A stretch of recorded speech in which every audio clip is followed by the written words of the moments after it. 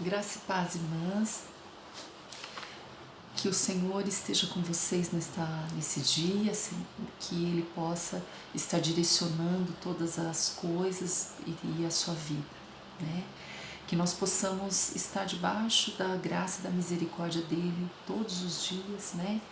E que possamos, acima de tudo, viver os seus princípios, conhecer a Tua Palavra, né? Para que nós possamos ter uma vida plena nesta terra, que a promessa do Senhor é essa, né? Então, irmãs, é o que eu desejo para vocês, né? E no decorrer desse curso nós vamos estar nessa caminhada, amém? Então, assim, a respeito da aula passada, a nossa aula 3 foi sobre o temor do Senhor, né? E no finalzinho nós tínhamos um exercício que era para ser feito um jantar familiar. E nesse jantar você iria falar com o seu núcleo familiar, né? Se você é casado, o seu esposo e filhos, se você não é casada, os seus pais, né? E você contar para eles o que você está aprendendo sobre o temor do Senhor, né? Se ficou alguma dúvida, as irmãs podem me chamar, né, no privado, e aí nós vamos acrescentar algumas coisas, né? Mas antes de se fazer esse jantar, era necessário que se faça uma oração, né, irmãs?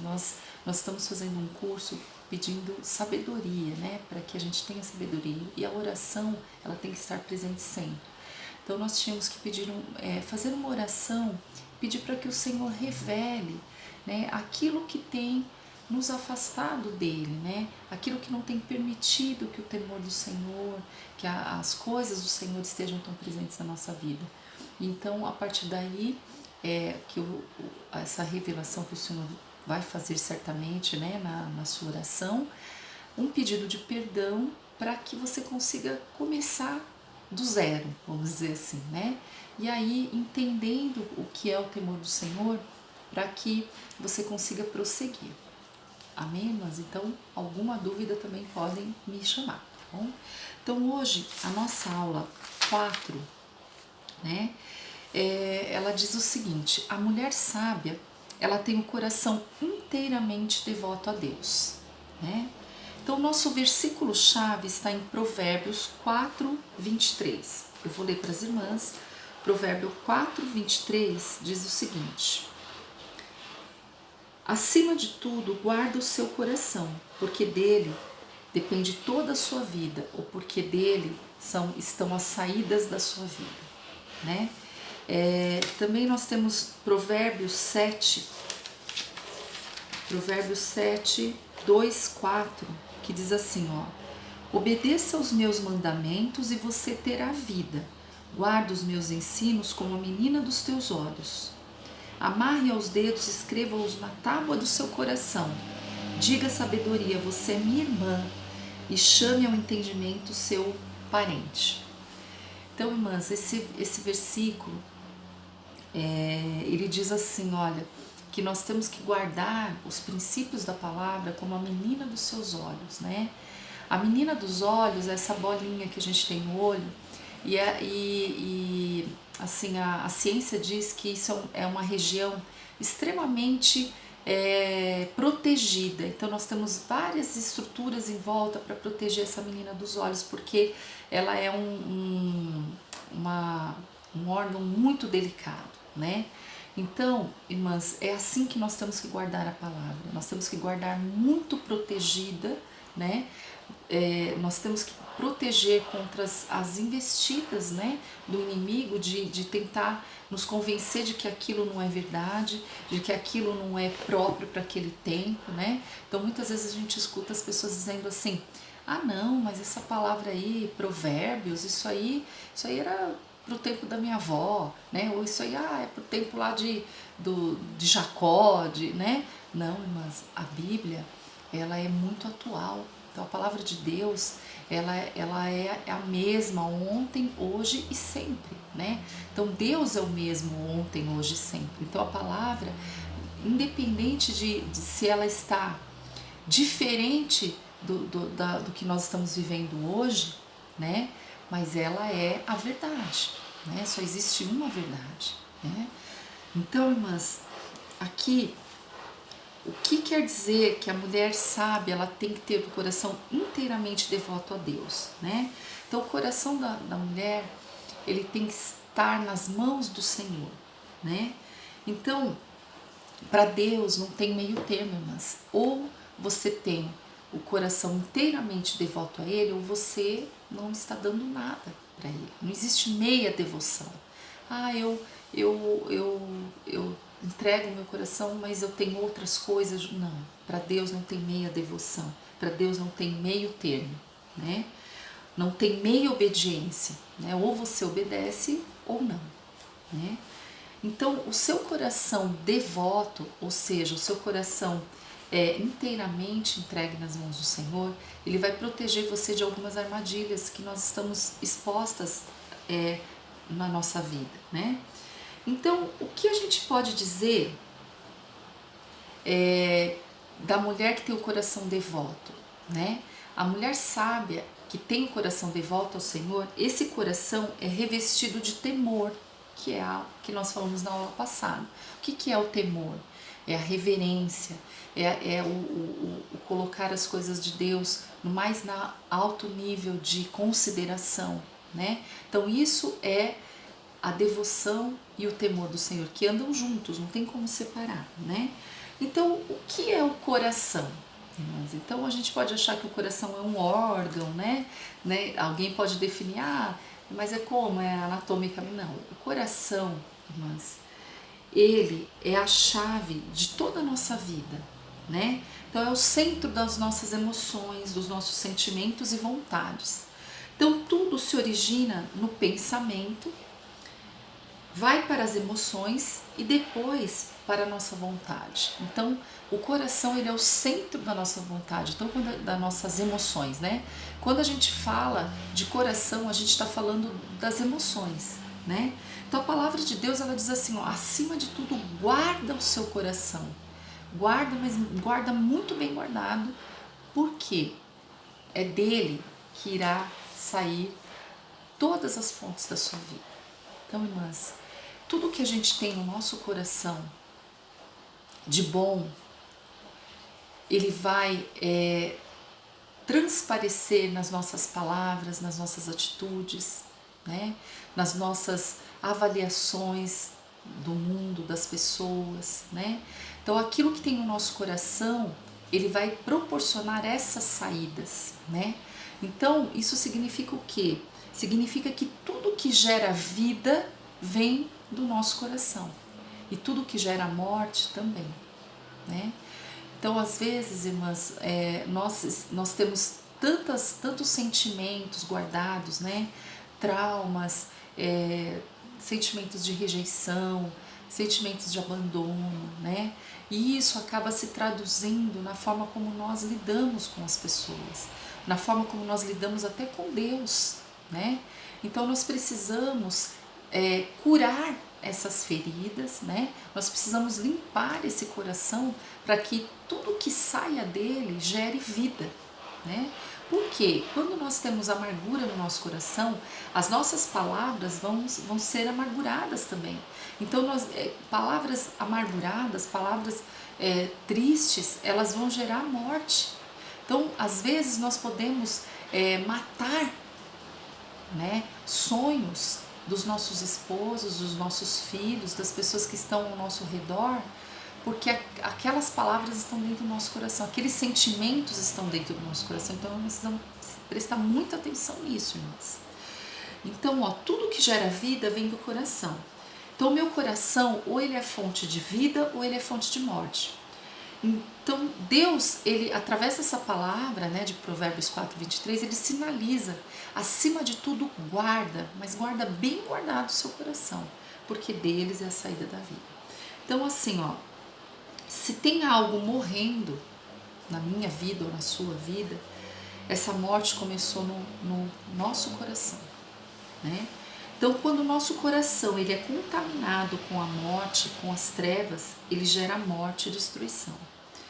Então, quando o nosso coração guarda a vida contida na palavra de Deus, as nossas emoções, os nossos sentimentos e as nossas vontades forem governadas pela vida de Deus, que é Cristo, então nós temos vida em nossa vida, nós estaremos gerando vida, né?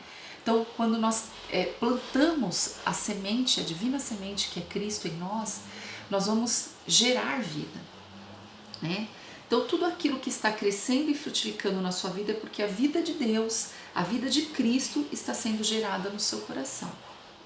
Então, olha, um exemplo que a gente fala é assim, se os seus relacionamentos, né, estão morrendo, né, os seus relacionamentos de trabalho, de amizades, de em casa, né, se existem coisas morrendo, onde nós temos que buscar a cura? Nós temos que buscar a cura no coração, porque o coração é o que gera vida ou o que gera morte. Então, Deus diz para a gente guardar muito bem guardado o nosso coração, as nossas vontades, as nossas emoções nele. Então, nós temos que guardar o nosso coração no Senhor. Então, nós precisamos entender, irmãs, que assim, nós somos humanos, nós somos fracos, né? Então, todo o poder que nós temos de mudança, de transformação dos nossos relacionamentos, de nós mesmas, esse poder, ele vem do alto, ele não vem de nós mesmos, não vem do nosso esforço, ele vem da graça e da misericórdia do Senhor. Então nós precisamos entender isso, né? Então, por que é importante a mulher guardar? Porque guardar isso, né? Porque Deus criou a mulher também à sua imagem e semelhança. Então, Deus criou a Eva, né? Vamos dizer assim, e deixou que Adão desse o nome, né? Então, Eva, no original, significa Ava, que significa vida, né? Então, a mulher, ela é vida, ela gera vida. Então, quando Adão viu Eva, né? Ele disse, chegou a vida para minha vida. Olha que lindo, né? Então, Adão, ele estava se sentindo muito sozinho lá no Éden, né? Então, ele estava lá dando nome aos animais, mas ele não via ninguém que fosse semelhante a ele. Então ele se sentiu só. E Deus, percebendo isso, né, uma sensibilidade maravilhosa, ele faz Eva, né, ele tira a Eva da costela, né, e ele traz a Eva para o Adão. Então Adão diz assim, chegou a vida para a minha vida, porque ele colocou o nome Eva, que significa vida. Então, Deus revestiu você de um poder e autoridade de gerar vida. Ninguém no universo tem o poder de gerar outra vida, outro ser humano, a não ser você. Então, irmãs, mulheres, nós precisamos entender a nossa importância. Nós somos parceira de Deus na criação. Nós somos as únicas na face da terra que podemos gerar a vida, né? Quem é mãe aqui sabe a grandiosidade daquele momento em que nós vemos aquele bebezinho sendo gerado, né, dentro de nós, e nós nos sentimos vivas, nós nos sentimos poderosas, né, porque nós estamos gerando vida. Mas quem nos dá esse poder? É o Senhor. Então, nós somos parceira deles, nós somos parceira de Deus na criação. Então, nós somos companheira de Deus para gerar vida, vida para a humanidade, porque Adão significa humanidade. Então, Eva é vida para a humanidade. Olha que lindo, né? Então, assim, ó, Deus viu que Adão estava muito triste, deprimido, porque estava só. E Deus disse, não é bom que o homem esteja só, falhei uma ajudadora, né? Então, nós mulheres somos geradoras de vida, nós somos ajudadoras idôneas, né, dos nossos parceiros, dos nossos esposos, né? Mas nós não podemos esquecer que nós fazemos parte do projeto de Deus de gerar vida. Olha que coisa mais linda, irmãs. Isso só por si só já é algo que pode nos fazer motivar a ser mulher, porque nós somos parceira de Deus, nós geramos vida junto com Ele, nós somos companheiras de Deus na criação. Mas as pessoas estão mudando tantas coisas, né? Querendo mudar o sexo, querendo mudar os relacionamentos, os núcleos familiares, mas não existe nenhuma forma de gerar vida sem uma mulher. Não existe, né? Nós fomos criadas, nós somos projetadas, né? Todo o nosso, a nossa parte interna do nosso corpo, ele foi projetado para receber uma vida. Então isso é muito lindo, irmãs. Então nós precisamos estar sempre felizes pela a posição que o Senhor nos deu de mulher. Então eu vejo muitas mulheres, assim, às vezes até mulheres dentro da igreja falando assim, eu queria ter nascido homem, porque para o homem tudo é mais fácil. Não, irmãs. É uma honra nós sermos mulheres, é uma honra nós gerarmos vida. Pensem nisso, né? Então, a mulher, ela veio para dar vida à humanidade, né? Então, você, mulher, ou você traz vida ou você tira vida, ou você gera morte, né? Com a forma como vocês reagem através dos seus pensamentos, dos seus sentimentos, das suas palavras, né? A forma com que vocês decidem as coisas, vocês podem gerar vida ou morte. Então, as nossas palavras, irmãs, às vezes elas são palavras cortantes, que elas podem tirar a esperança dos nossos filhos, dos nossos esposos, né? Então nós precisamos tomar muito cuidado com isso. Então Deus deu para a mulher a posição de guardiã e de edificadora, né? Então a mulher, ela vai trazer vida ou ela vai trazer morte para os seus relacionamentos, para a sua família. Em tudo que você colocar a mão, você vai gerar vida ou gerar morte. Então pense na responsabilidade de ser mulher, né? Então você faz parte do projeto de Deus de gerar vida. Então você não pode estar fora da posição e do propósito que Deus tem para você, né? Então o que é devoção? Devoção é uma dedicação, é um respeito, é um amor, é uma afeição, né? Então a mulher sabe, além de guardar o coração no temor do Senhor, ela deve ter devoção às coisas de Deus. Deus não aceita meia devoção. Ele não aceita um coração distraído, um coração dividido, né? E na palavra de Deus, lá em Lucas 10, de 38 a 42, depois as irmãs podem ler, nós temos um exemplo bem assim, claro, né, disso, da devoção. Nós temos a Maria de Betânia e nós temos a Marta de Betânia, né? Então, o exemplo de coração devoto é a Maria, né? E o exemplo de coração distraído é a Marta. Então, a Maria, lá naquela passagem, é aquela que quando Jesus chega, né, na casa delas, né, Jesus amava muito essa família e esse é o primeiro contato que ele tem com essa família e a família recebe Jesus, né, na casa. Então elas são irmãs de Lázaro, né, e aí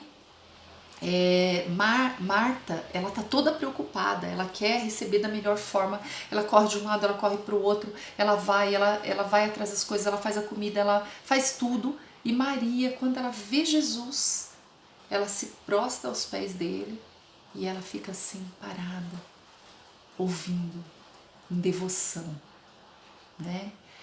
E aí Marta fica correndo de um lado para o outro e ela ainda chama atenção, ela ainda fala assim, Senhor, o Senhor não se incomoda, né, de tantas coisas para fazer, a Maria aí, né, sentada e tal, e ela meio que, né, quer cutucar, né, chamar a atenção de Maria, mas Maria tá ali tão entregue, né, a ouvir o que Jesus tem para dizer, ela tá com o coração inteiramente entregue, ela não tá preocupada com nenhuma outra coisa. E é esse coração devoto que agrada ao Senhor. Então, naquela situação de Maria e Marta, das duas irmãs, a que mais agradou ao Senhor foi Maria. Foi o fato dela ter largado tudo para estar aos pés do Senhor ouvindo o que ele tinha para dizer. Então é isso que o Senhor, esse coração que o Senhor quer de nós, né? Então, Jesus, ele resume toda a lei, quando ele diz assim, amar a Deus sobre todas as coisas, respeitá-lo acima de todas as coisas. ele estava falando em devoção, né?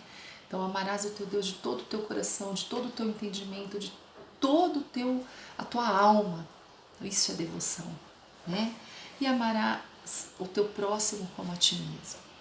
Então, por que eu devo guardar o meu coração acima de todas as coisas? Porque o meu coração é o altar de adoração a Deus. Deus não divide a sua adoração, a sua devoção e a sua glória com ninguém. Então, Deus não divide a sua adoração, a sua devoção e a sua glória com ninguém. Então, o nosso coração nós precisamos guardar, porque ele é o altar de adoração do Senhor.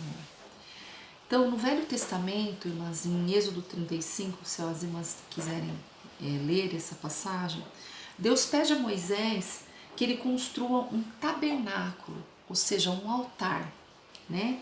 Porque Deus queria que o homem estivesse na sua presença e que tivesse um relacionamento íntimo com ele, né? Então Deus queria que o homem tivesse um momento, um lugar para que ele pudesse ter esse momento de intimidade, né? Esse momento de relacionamento. Mas por culpa do homem e da sua desobediência, isso o Senhor não conseguiu que fosse daquela forma. Então, quando Jesus veio, o que estava no coração de Deus permaneceu, mas ainda precisava se concretizar, né?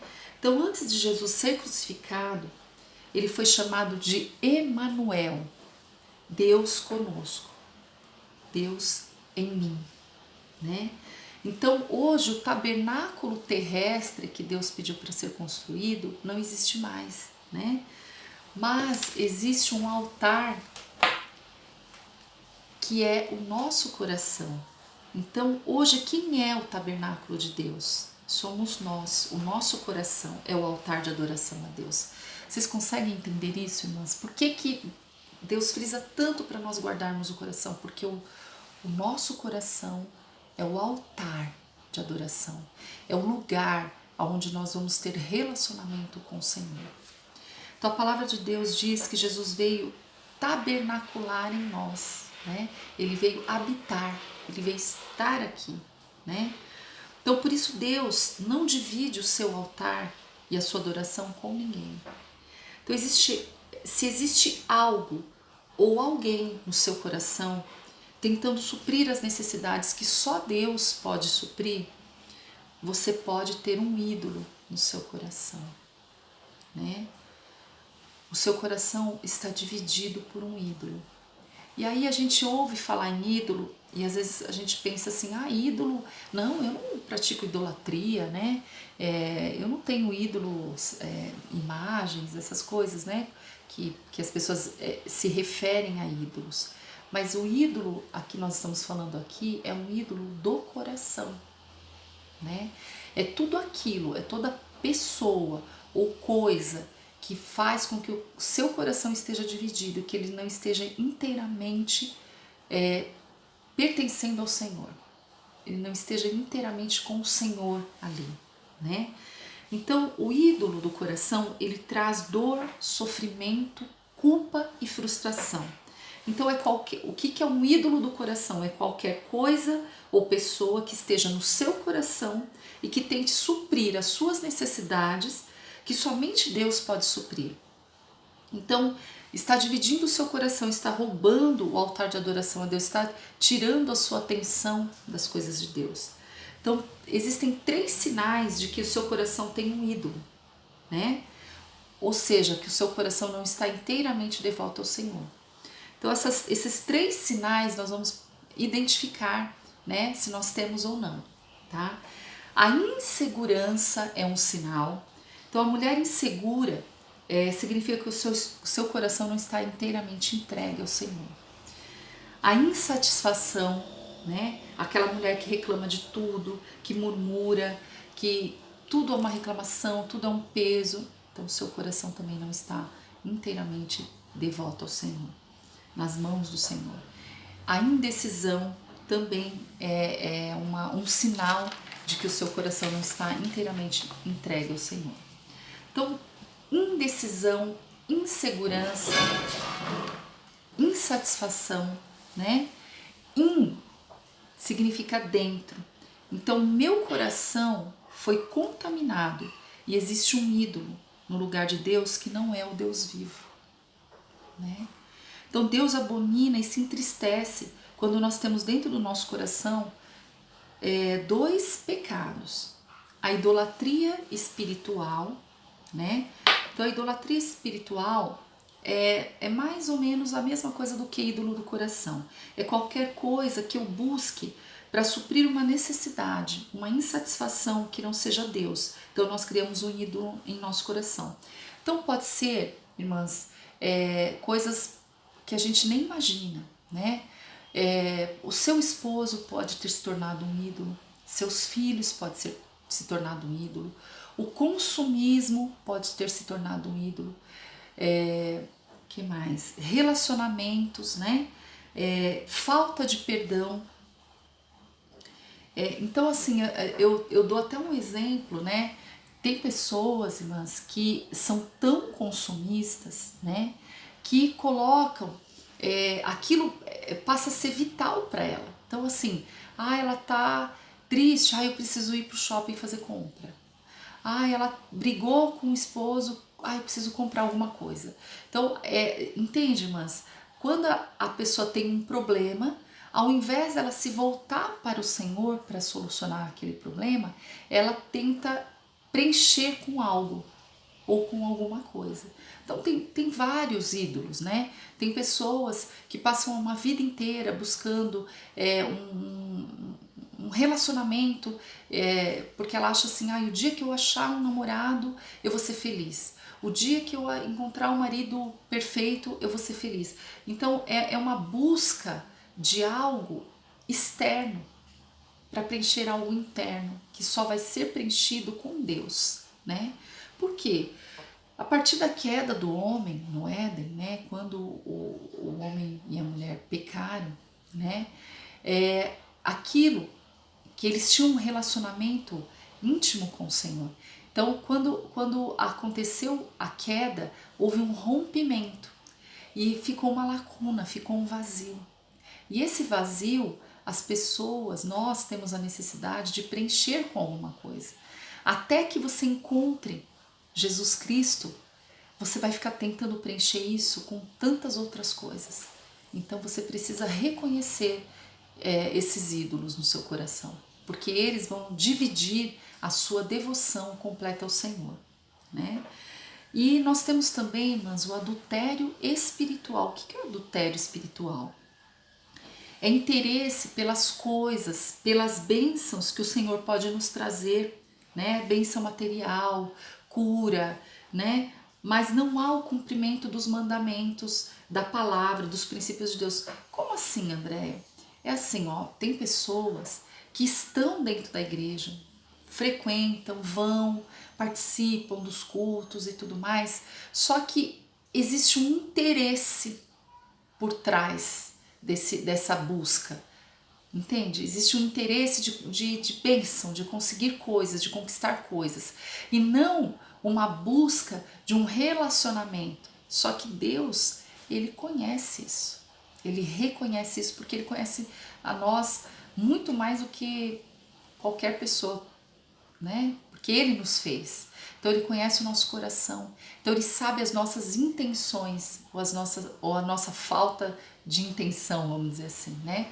Então, se eu estou indo para a igreja, se eu estou buscando por interesses outros que não seja o de me relacionar com o Senhor, de conhecer os princípios, de viver os princípios da palavra, isso se caracteriza como um adultério espiritual para Deus. É como se fosse uma traição para Deus. Você tá falando que você está indo lá para adorá-lo, mas você está indo lá com outra intenção. Olha que forte isso, né, irmãs?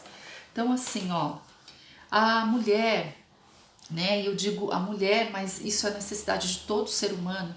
A mulher, ela tem 5 necessidades básicas, né? Nós necessitamos nos sentir amada, né? Tudo que você faz é para se sentir amada. Nós necessitamos de salvação. Então nós estamos perdidas, necessitamos sempre de um salvador, de um resgatador, né? Nós temos a outra necessidade de pertencer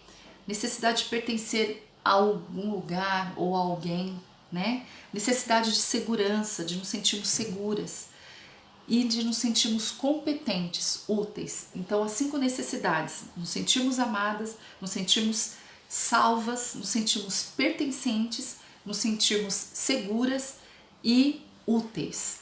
Então, essas são as 5 necessidades básicas da mulher, né? Então, a palavra de Deus diz que essas necessidades, elas só seriam saciadas em Cristo.